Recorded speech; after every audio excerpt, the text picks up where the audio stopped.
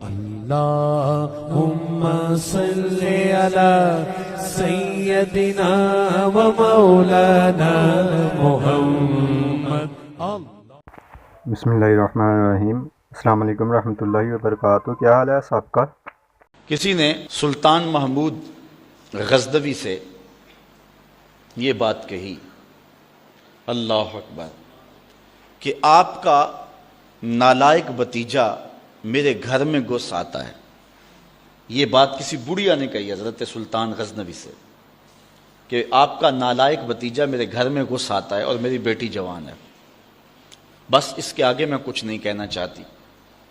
تو حضرت نے فرمایا کہ جب وہ بدبخت دوبارہ تمہارے گھر میں آئے تو مجھے فوری اطلاع کر دینا، اور اپنا خصوصی کوئی کوڈ ورڈ دیا کہ جب اس کے ساتھ تو آئے گی تجھے کوئی میرے تک پہنچنے میں رکاوٹ نہیں بنے گا، تو پھر میں انصاف کے تقاضے پورے کروں گا.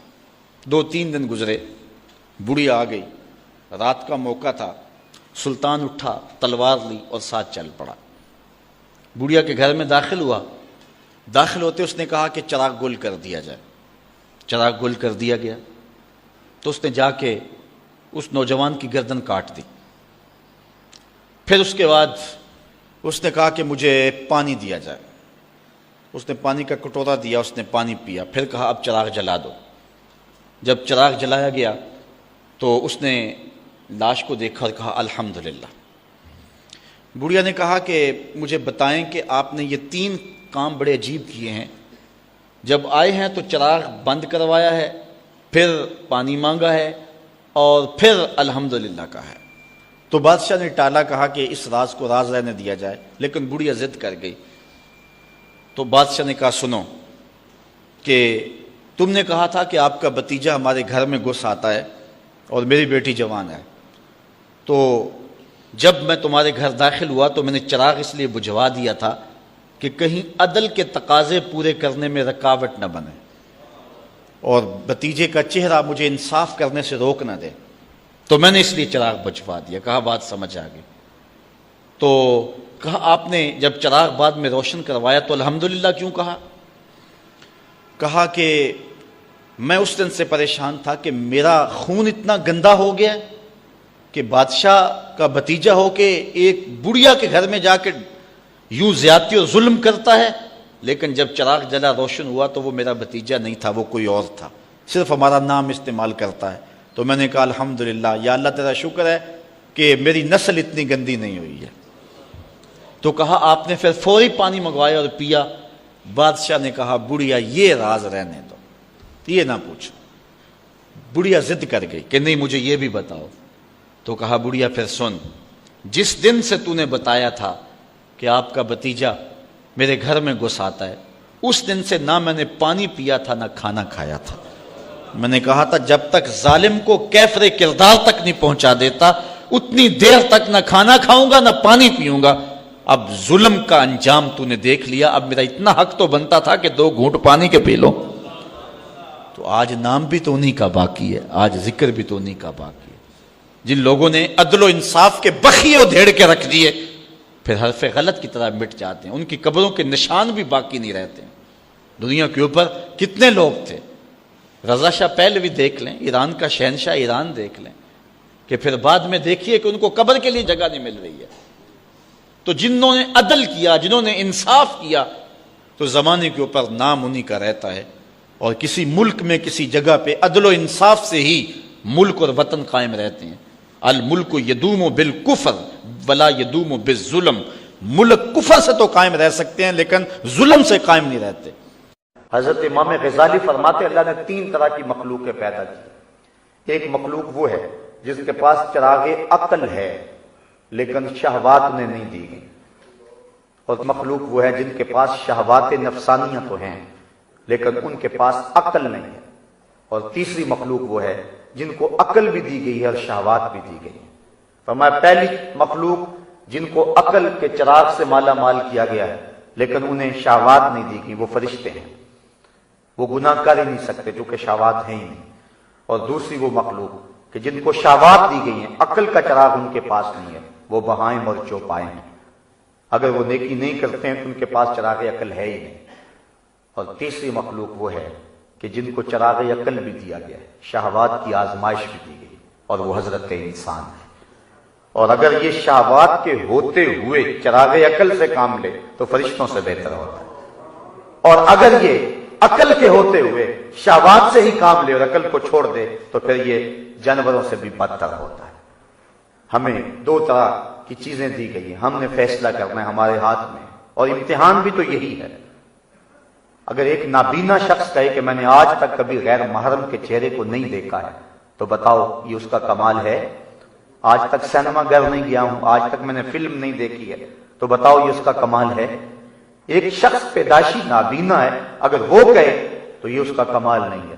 کمال تو اس کا ہے کہ آنکھوں میں بجلیاں رکھی ہوئی اور نظارے قطار اندر قطار ہیں، لیکن پھر بھی وہ نظر اٹھا کر نہیں دیکھتا اللہ سے ڈرتے ہوئے۔ کمال اس کا ہے۔ کمال اس کا نہیں ہے کہ جو پانی کے قریب نہ جائے اور کہے کہ میرے پر گیلے نہیں ہوئے۔ کمال تو اس کا ہے، اس مرغابی کا، کہ جو پانی کے اندر رہتی بھی ہے اور جب باہر نکلتی ہے پروں میں ایک قطرہ بھی جذب نہیں رہنے دیتی۔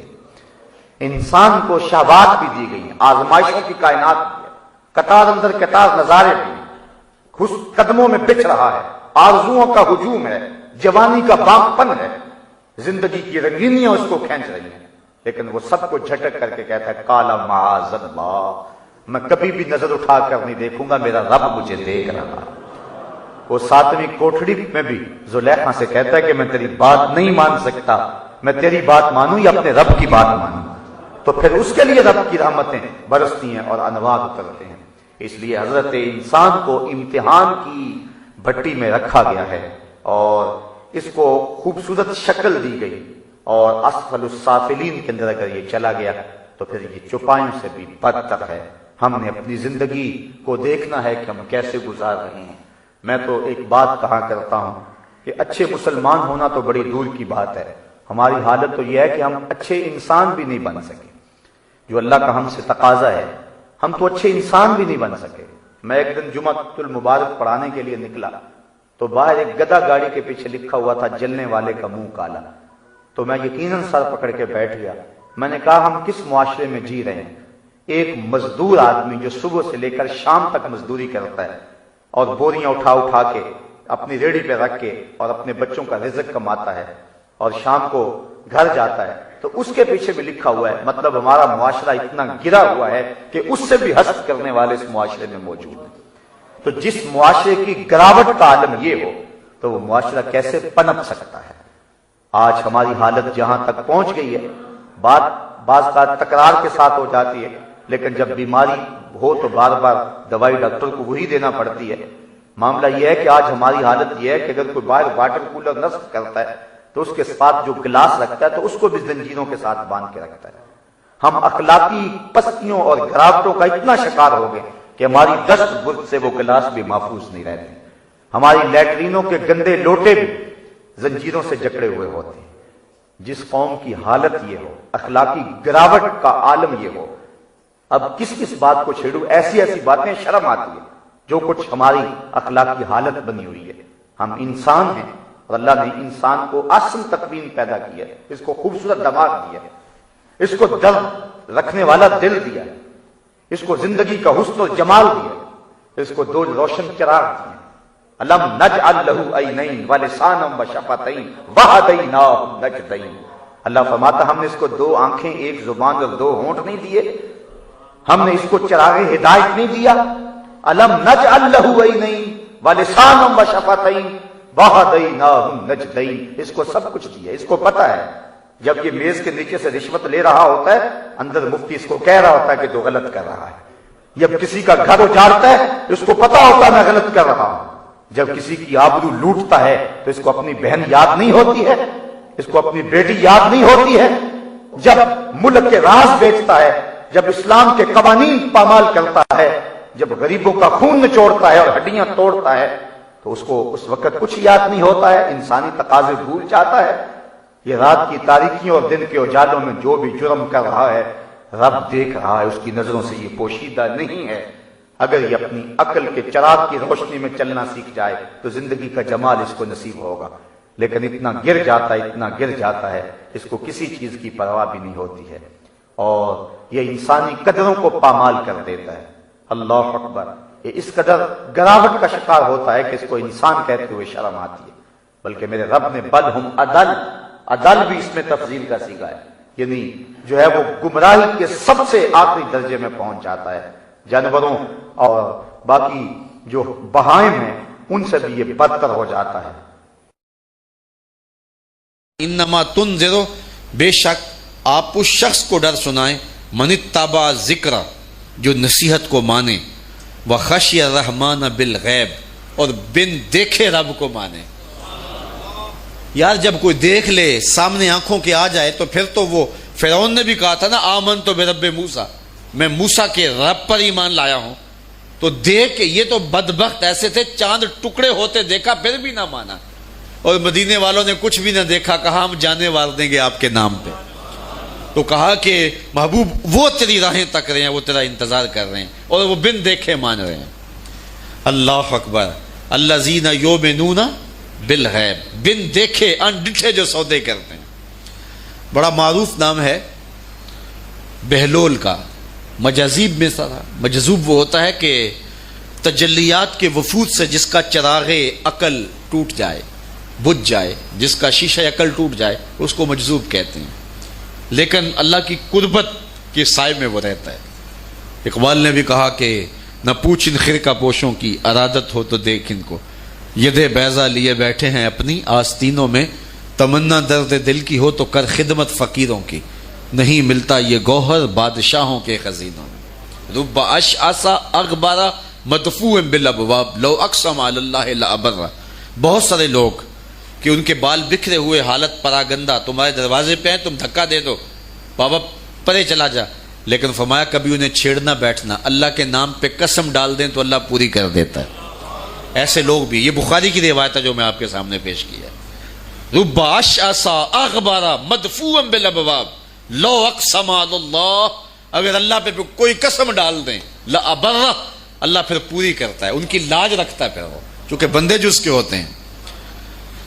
بغداد کا بازار تھا، اور ایک حلوائی جو ہے وہ صبح صبح اپنی دکان سجا رہا تھا کہ ایک فقیر آ نکلا، لکڑی کے کھڑاؤں اس نے پہنے ہوئے تھے، تو کہا بابا جی آؤ ذرا بیٹھو، تو اس نے گرم گرم دودھ نکال کر کے بابا جی کو پیش کیا۔ صبح کا موقع تھا، اس نے پیا اور اللہ کا شکر ادا کیا، اور اس کو بھی کہا تیرا بھی شکریہ، اور فقیر آگے چل پڑا۔ بازار کا منظر تھا، آگے ایک فحشہ عورت اپنے دوست کے ساتھ، اپنے یار کے ساتھ سیڑھیوں پر بیٹھ کے موسم کا لطف لے رہی تھی۔ یہ آج کل جس طرح ہلکی ہلکی بوندا باندی ہو تو جی چاہتا نا کہ باہر آئیں اور منظر دیکھیں، تو ساون کی رت لگی ہوئی تھی، ہلکی ہلکی بوندا باندی تھی، تو سیڑھیوں پہ بیٹھ کے وہ موسم کا لطف لے رہے تھے کہ یہ فقیر اپنی موج میں بازار سے گزرا، تو لکڑی کے کھڑاؤں تھے، کیچڑ اڑ کے کبھی دائیں گرتا تھا کبھی بائیں گرتا تھا، ایک چھینٹا اڑا اور اس عورت کے لباس پہ جا گرا۔ اس کے پاس اس کا بیٹھا ہوا جو یار تھا، اسے بڑا غصہ آیا، اٹھا اور آ کے فقیر کے منہ پہ تھپڑ مارا۔ فقیر بنے پھرتے ہو، چلنے کی تمیز بھی نہیں ہے، قیمتی لباس ضائع کر دیا۔ فقیر نے آسمان کی طرف دیکھا اور ہنس کے کہا مالک تو بھی بڑا بے نیاز ہے، کہیں سے دودھ پلواتا ہے کہیں سے تھپڑ مرواتا ہے۔ حضرت داتا گنج بخش علی حجویری کشف المعجوب میں لکھتے ہیں فقیر اتنی دیر تک فقیر نہیں بنتا جب تک خدا کی رضا پہ راضی نہیں ہو جاتا۔ بلیا لوکی تینوں کافر کافر آکھن تو آہو آہو آخ، جب تک یہ کیفیت نہیں ہو جاتی فقیر فقیر نہیں بنتا۔ کہا مالک تیری بھی عجیب شان ہے، کہیں سے دودھ پلواتا ہے کہیں سے تھپڑ مرواتا ہے۔ یہ کہہ کے فقیر آگے چل پڑا۔ وہ عورت چھت پہ جانے لگی تو پاؤں پھسلا سیڑھی سے تو سر کے بل گری، چوٹ کوئی ایسی آئی کہ موقع پہ فوت ہو گئی۔ شور مچ گیا کہ فقیر نے کوئی بد دعا دی تھی آسمان کی طرف منہ کر کے، تو یہ قیمتی جان چلی گئی۔ فقیر ابھی بازار کے دوسرے کونے تک نہیں پہنچنے پائے تھے کہ پکڑ لیے گئے۔ لوگوں نے کہا فقیر بنے پھرتے ہو، حوصلہ بھی نہیں رکھتے ہو، کیا ہوا میاں؟ کہا تم نے بد دعا دی اور عورت کی جان گئی۔ کہا واللہ میں نے تو کوئی بد دعا دی تھی۔ کہا نہیں، تیری بد دعا کا کیا دھرا ہے، لوگوں نے جو ہے وہ ضد کی کہ تو نے کوئی بد دعا دی تھی تب ایسا ہوا ہے۔ جب لوگوں نے ضد کی نا، اس نے کہا اگر سچی بات پوچھتے ہو نا تو میں نے بد دعا کوئی نہیں دی۔ یہ اصل میں یاروں یاروں کی لڑائی ہے۔ کہا وہ کیا؟ کہا جب میں گزر رہا تھا تو میرے پاؤں سے چینٹا اڑا، اس عورت کے لباس پہ پڑا تو اس کے یار کو غصہ آیا، اس نے مجھے مارا، پھر میرے یار کو بھی غصہ آ گیا۔ تو کہا رب اشعث اغبر مدفوع بالابواب لو اقسم علی اللہ لابر۔ یہ بہلول بھی اسی قبیلے کا فرد تھا، دجلہ کے کنارے مٹی کے گھروندے پاؤں پہ بناتا ہے اور انہیں مسمار کر دیتا ہے۔ وہ کبھی آپ نے دیکھا ہوگا کہ بچے ریت میں اپنا پاؤں رکھ کر کے اوپر سے ریت تھپک لیتے ہیں اور پھر پاؤں ہولے سے نکال لیتے ہیں، بچ جائے تو بڑے خوش ہوتے ہیں، اور جب کھیل ختم ہو جاتے تو اسے گرا دیتے ہیں اپنے ہاتھوں سے۔ بہلول بھی اسی شغل میں لگا ہوا ہے، بہلول یہ کام کر رہا ہے، گروندے بناتا ہے گراتا ہے، گروندے بناتا ہے گراتا ہے۔ بادشاہ گزرا، پوچھا بہلول کیا کر رہے ہو؟ ہنس کے کہا جنت کے مکان بنا رہا ہوں۔ کہا بیچتے ہو؟ ہاں بیچتا ہوں۔ کتنے کا؟ 10 روپے کا، سیل لگائی ہوئی ہے۔ بادشاہ مسکرا کے گزر گیا، دیوانہ ہے، مجنوں ہے، اپنی موج میں لگا ہے۔ پیچھے سے ملکہ زبیدہ بھی آ رہی تھی، اس نے بھی دیکھا، کہا بہلول کیا کر رہے ہو؟ کہا جنت کے مکان بنا رہا ہوں۔ کہا بیچتے ہو؟ ہاں 10 روپے کا بیچتا ہوں۔ 10 روپے بادشاہوں کے لیے کیا ہوتے ہیں؟ 10 درہم نکالے، اس کو دیا، اس نے دریائے دجلہ میں پھینک دیا۔ فقیر اتنی دیر تک فقیر نہیں بنتا، داتا صاحب فرماتے جب تک مٹی کا ڈھیلا اور سونے کی ڈلی اس کی نظر میں برابر نہیں ہو جاتا۔ اور ایک مکان کے گرد، ایک وہ گھروندے کے گرد دائرہ لگایا، کہا یہ تیرا ہوا۔ ملکہ گزر گئی، بادشاہ بھی چلا گیا، شام کو اپنے محل میں پہنچے۔ بادشاہ سویا، منظر جاگا کہ حشر کا دن ہے، پھر جنت کا منظر ہے، جنت میں بڑے بڑے خوبصورت مکان ہیں۔ ایک مکان تو بڑا ہی اچھا لگا، تو جی چاہا کہ اس مکان کو دیکھوں۔ تو جب قریب گیا تو دروازے پہ لکھا تھا ملکہ زبیدہ۔ شوق سے آگے بڑھا تو دربان نے روک دیا، کہا یہ ملکہ کا ہے؟ کہا وہ میری ہی ملکہ ہے۔ کہا دنیا کے ضابطے اور ہیں، آخرت کے ضابطے اور ہیں۔ بادشاہ کی آنکھ کھل گئی، بے چین ہو گیا، ملکہ کو بیدار کیا، کہا تو کون سا نیک عمل کیا ہے؟ میں نے جنت میں تیرا یوں مال دیکھا۔ ملکہ کہنے لگی وہی معمول کی نمازیں، وہی سب کچھ، کوئی نیا کام تو میں نے کیا نہیں۔ ہاں یاد آیا، کل گزر رہی تھی، دجلہ کا کنارہ تھا، وہ جسے لوگ مجذوب کہتے ہیں، وہ جو دیوانہ کہلاتا ہے، وہ بہلول، وہ جنت کے محل کہتا تھا وہ بنا رہا تھا۔ میں نے کہا چلو کوئی بات نہیں، فقیر ہے، 10 روپے کیا ہوتے ہیں؟ تو میں نے 10 روپے کا ایک محل خریدا تھا۔ بادشاہ سر پکڑ کے بیٹھ گیا، وہ تو مجھے بھی کہتا تھا۔ میں دیوانے کی بات سمجھ کے گزر گیا۔ اگلے دن بادشاہ قصدن گزرا۔ جب قصدن گزرا نا تو دل دھڑک رہا تھا کہ کہیں مجذوب پھر آج مل جائے اور اسی موج میں ہو تو کام بن جائے۔ دیکھا تو بہلول وہاں بیٹھا ہوا ہے، آگے بڑھ کے دیکھا تو کام بھی وہی۔ بادشاہ پھر رک گیا، پوچھا بہلول کیا کر رہے ہو؟ اب دل دھڑک رہا تھا کہ مجذوب ہے، کوئی اور بات کہہ دے تو چلو اچھا ہو کہ وہی جواب دے دے۔ اس نے وہی جواب دیا، جنت کے محل بنا رہا ہوں۔ بادشاہ کا کچھ دل ٹھہرا، پھر کہا اچھا بیچتے بھی ہو؟ ہاں ہاں بیچنے کے لیے بنا رہا ہوں۔ بادشاہ ادھر جیب میں ہاتھ ڈال رہا ہے اور ادھر پوچھ رہا ہے کتنے کا؟ کہا آدھی حکومت لگے گی۔ کہا کل تو 10 روپے کے بتا رہے تھے۔ کہا کل تم نے دیکھا نہیں تھا، آج سودا دیکھ کے لے رہے ہو۔ اللہ تعالیٰ ارشاد فرماتا ہے انما تنذر من اتبع الذکر وخشی الرحمن بالغیب، جو ان ڈٹھے سودے کرتے ہیں، جو بغیر دیکھ کے کرتے ہیں۔ اچھا چلو ایک خوشخبری میں آپ کو بھی سناؤں، اور وہ خوشخبری رسول اللہ کی زبان سے۔ حضور نے فرمایا طوبی لمن رآنی وآمن بی وطوبی 7 مرات من لم یرانی وآمن بی۔ فرمایا صحابہ تمہیں مبارک ہو ایمان کی کہ تم نے مجھے دیکھا اور میرے اوپر ایمان لائے، اور کہا انہیں 7 مبارکیں ہوں جنہوں نے مجھے دیکھا بھی نہیں ہوگا اور پھر بھی ایمان لائیں گے۔ انما تنذر من اتبع الذکر وخشی الرحمن بالغیب فبشرہ بمغفرۃ واجر کریم۔ ان کو بشارت دے دیجئے بڑی عزت والے اجر کی اور خوشخبری بھی۔ تو جس اجر کو میرا رب بھی کریم کہہ رہا ہے وہ اجر کیسا ہوگا؟ تو یہاں تو لہجہ دم توڑتا ہے اور الفاظ ساتھ نہیں دیتے کہ اجر کریم کی کیا تعریف کریں جس اجر کو میرے رب نے بھی کریم کی صفت سے موصوف کر دیا۔ حضرت معاذ بن جبل رضی اللہ تعالی عنہ سے ایک روایت مروی ہے، کہتے ہیں اوصانی رسول اللہ صلی اللہ علیہ وسلم بعشر کلمات، مجھے حضور نے 10 چیزوں کی وصیت کی، 10 چیزیں ارشاد کی۔ وقت سمٹ گیا، میں اختصار سے پڑھ رہا ہوں۔ قال لا تشرک باللہ شیئا وان قتلت وحرقت، ایک تو اللہ کے ساتھ کسی کو شریک نہیں ٹھہرانا، چاہے تجھے قتل کر دیا جائے یا آگ میں جلا دیا جائے۔ دوسری بات ولا تاس والدیک وان امراک ان تخرج من اہلک ومالک، کہا والدین کی نافرمانی نہیں کرنی، چاہے تیرا مال اور تیرے بچے گھر سے نکال کے پھینک دیں۔ تجھے گھر سے نکال دے بچوں سمیت اور مال سمیت، لیکن ماں باپ کی نافرمانی نہیں کرنی ہے۔ تیسری بات، وَلَا تَتْرُكَنَّ صَلَاةً مُتَعَمِّدًا فَإِنَّ مَنْ تَرَكَ صَلَاةً مَكْتُوبَةً مُتَعَمِّدًا فَقَدْ بَرِئَتْ مِنْهُ ذِمَّةُ اللَّهِ۔ اے معاذ بن جبل، فرض نماز جان بوجھ کے کبھی بھی نہیں چھوڑ دی، اس لیے کہ جس نے فرض نماز جان بوجھ کے چھوڑ دی، اللہ تعالیٰ کا جو ذمہ ہے بندے سے اللہ وہ اٹھا لیتا ہے۔ اب اللہ کا کوئی ذمہ نہیں رہا، جدھر مرضی جائے بندہ۔ فرمایا چوتھی چیز، وَلَا تَشْرَبَنَّ خَمْرًا فَإِنَّهُ رَاسُ كُلِّ فَاحِشَةٍ۔ معاذ بن جبل ساری زندگی شراب نہیں پینی، ہر برائی کی جڑ ہی یہ ہے۔ پانچویں چیز فرمائی، وَإِيَّاكَ وَالْمَعْصِيَةَ فَإِنَّ بِالْمَعْصِيَةِ حَلَّ سَخَطُ اللَّهِ۔ اللہ کی نافرمانی سے بچنا، اللہ کی نافرمانی کرو گے تو اللہ کی ناراضگی درست ہو جائے گی تمہارے اوپر۔ چھٹی چیز فرمائی، وَإِيَّاكَ وَالْفِرَارَ مِنَ الزَّحْفِ وَإِنْ هَلَكَ النَّاسِ۔ کہا جب جنگ لگی ہو تو لوگ کٹ کٹ کے گر بھی رہے ہوں، لیکن تو میدان چھوڑ کے نہیں بھاگنا۔ معاذ بن جبل، ساتویں بات سن لو، وَإِنْ أَصَابَ النَّاسَ مَوْتٌ فَاصْبُتْ۔ اگر کسی علاقے میں موت آ جائے اور تم بھی ادھر ہو تو پھر لوگوں کو چھوڑ کے بھاگنا نہ، وہیں رہنا۔ اگر زندگی ہوئی تو بیماری تیرا کچھ بگاڑ نہیں سکے گی، اور اگر زندگی نہ ہوئی تو تو موت سے بھاگ نہیں سکے گا، اس لیے تو وہی جمع رہنا۔ آٹھویں چیز سن لے، وَأَنفِقْ عَلَىٰ أَهْلِكَ مِن طَوْلِكَ۔ اپنے بال بچوں پہ کھل کے خرچ کیا کرنا، اپنی اولاد پہ اپنی حیثیت کے مطابق کھل کے خرچ کرنا۔ نویں چیز بھی سن لے، وَلَا تَرْفَعْ عَنْهُمْ عَصَاكَ أَدَبًا۔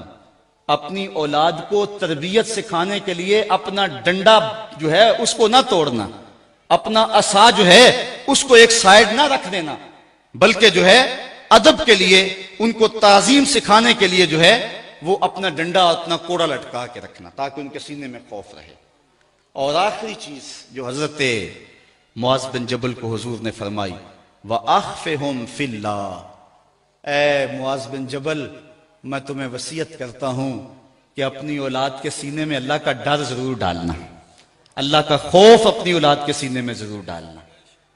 ہم نے سب کچھ کیا اولاد کے لیے، وہ اعلیٰ سے اعلیٰ ڈگریاں انہوں نے حاصل کر لی، بیرون ملک جانا پڑا تعلیم کے لیے تو ہم نے اپنا گھر جھونک دیا، زیور مان بیچ دیا، باپ نے جو ہے وہ زمین پھونک ڈالی کہ میرا بیٹا ڈاکٹر بن جائے، میرا بیٹا انجینئر بن جائے، سب کچھ بن گیا، لیکن اس کے سینے میں اللہ کا خوف نہ ڈالا۔ کہا کچھ بنے نہ بنے، اللہ سے ڈرنے والا ضرور بنے۔ یہ بات نہ بھولنا کبھی بھی کہ تیری اولاد اللہ سے ڈرنے والی بنے۔ مولا کائنات سیدنا علی المرتضیٰ رضی اللہ تعالی عنہ حضور کے سکے چچا جناب ابو طالب کے فرزند ارجمند ہیں۔ عمر میں حضور سے 30 سال چھوٹے ہیں۔ اللہ تعالیٰ نے حضور علیہ السلام کو جب اعلان نبوت کا ارشاد کیا تو جن خوش نصیب لوگوں نے سب سے پہلے اسلام قبول کیا، ان میں نمایاں نام حضرت مولا کائنات سیدنا علی المرتضیٰ کا ہے۔ اس وقت ان کی عمر صرف 10 سال تھی۔ بچوں میں سب سے پہلے اسلام قبول کرنے کا شرف انہیں نصیب ہوا۔ آقا کریم علیہ السلام کے چچا زاد بھائی تھے، لیکن ایک موقع پہ حضور نے ان کو ارشاد کیا، انت اخی فی الدنیا والآخرہ، اے علی تو میرا دنیا میں بھی بھائی ہے اور آخرت میں بھی بھائی ہے۔ حضرت مولا کائنات کو حضور علیہ السلام نے مختلف جنگوں میں شرکت کا اعزاز بخشا۔ غزوہ تبوک کے موقع پہ آقا کریم نے ان کو مدینہ المنورہ میں پیچھے بطور امیر چھوڑا، تو انہوں نے عرض کی حضور آپ اپنے بھائی کو بچوں اور عورتوں میں چھوڑ کے جا رہے ہیں، تو حضور نے ارشاد فرمایا کہ تیری مثال ایسے ہے جس طرح حضرت موسیٰ علیہ السلام کے ساتھ حضرت ہارون علیہ السلام کی مثال۔ حضرت مولا کائنات کو حضور نے یمن کا حاکم اور امیر بنا کر بھی بھیجا تھا، اور ان کے ساتھ رشتے کی گہرائی یہاں تک ہی نہ رہی بلکہ حضور نے اپنی لاڈلی صاحبزادی حضرت سیدہ فاطمہ الزہرا رضی اللہ تعالی عنہا کا نکاح بھی حضرت علی المرتضیٰ سے ہی کیا۔ ہجرت کی رات اپنے بستر پہ انہیں لٹایا۔ آقا کریم علیہ السلام نے ان کے لیے بہت سارے اعزازات قائم کیے، اور ان کے فضل و شرف میں بہت ساری احادیث ہیں جو کتب احادیث میں موجود ہیں۔ حضرت زر بن حبیش رضی اللہ تعالی عنہ روایت کرتے ہیں کہ میں نے مولا کائنات سیدنا علی المرتضیٰ سے سنا، وہ فرماتے ہیں کہ رسول کریم نے میرے بارے میں ارشاد کیا کہ اللہ یحبنی الا مومن ولا یبغضنی الا منافق، کہ علی تیرے ساتھ مومن کے علاوہ کوئی محبت نہیں کرتا اور منافق کے علاوہ تیرے ساتھ کوئی بغض نہیں رکھتا۔ حضرت علی المرتضیٰ فرماتے ہیں کہ اگر میں کسی مومن کی ناک پر تلوار بھی ماروں تو وہ میرے ساتھ بغض نہیں رکھ سکتا، اس لیے کہ میرے رسول نے فرمایا، اور اگر میں کسی منافق کے سامنے دنیا کے سارے خزانے ڈھیر کر دوں وہ میرے سے پھر بھی محبت نہیں کر سکتا۔ حضرت مولا کائنات رضی اللہ تعالی عنہ اللہ اور اس کے رسول کے محبوب تھے۔ غزوہ خیبر کے موقع پہ حضور نے ارشاد فرمایا، حضرت سہل بن سعد سے روایت مروی ہے، لَأُعْطِيَنَّ هَذِهِ الرَّايَةَ غَدًا رَجُلًا يَفْتَحُ اللَّهُ عَلَى يَدَيْهِ يُحِبُّ اللَّهَ وَرَسُولَهُ وَيُحِبُّهُ اللَّهُ وَرَسُولُهُ۔ فرمایا کہ یہ کل میں اس شخص کے ہاتھ میں پرچم دوں گا کہ جو اللہ اس کے رسول سے پیار کرتا ہے اور اللہ اس کا رسول اس سے پیار کرتے ہیں، اور اللہ اس کے ہاتھوں سے فتح عطا کرے گا۔ کہتے ہیں اگلے دن ہر شخص کے سینے میں دل مچل رہا تھا کہ حضور ہمارا انتخاب کریں اور جھنڈا ہمیں عطا کر دیں، لیکن فرماتے ہیں کہ حضور نے ارشاد فرمایا، این علی ابن ابی طالب، علی بن ابی طالب کہاں ہے؟ تو ہم نے عرض کی کہ حضور ان کی آنکھوں میں آشوب ہے۔ فرمایا انہیں بلاؤ۔ بلایا گیا تو حضور نے اپنا لعاب دہن مولا علی کی آنکھوں میں لگا دیا، بیماری دور ہو گئی، اور پھر حضور نے ان کے ہاتھ میں جھنڈا دیا اور اللہ نے اسی دن ان کے ہاتھوں میں فتح عطا فرما دی۔ حضرت زید بن ارقم رضی اللہ تعالی عنہ سے روایت مروی ہے، اس کو تھوڑے سے الفاظ کے فرق کے ساتھ حضرت برا بن عازب نے بھی روایت کیا، ترمذی میں یہ حدیث ہے، اور یہ کسی ایک صحابی سے مروی نہیں ہے، اس حدیث کی شہادت 30 صحابہ نے دی ہے۔ بعض علماء نے لکھا ہے کہ یہ حد تواتر تک پہنچتی ہے، اور یہ صحیح ترین حدیث ہے۔ 30 صحابہ نے یہ حدیث حضور علیہ السلام سے سنی اور اس کی گواہی دی۔ حضرت زید بن ارقم رضی اللہ تعالیٰ عنہ روایت کرتے ہیں کہ حضور نے ارشاد فرمایا، من کنت مولا ہو فعلی مولا، جس کا میں مولا ہوں اس کا علی مولا ہے۔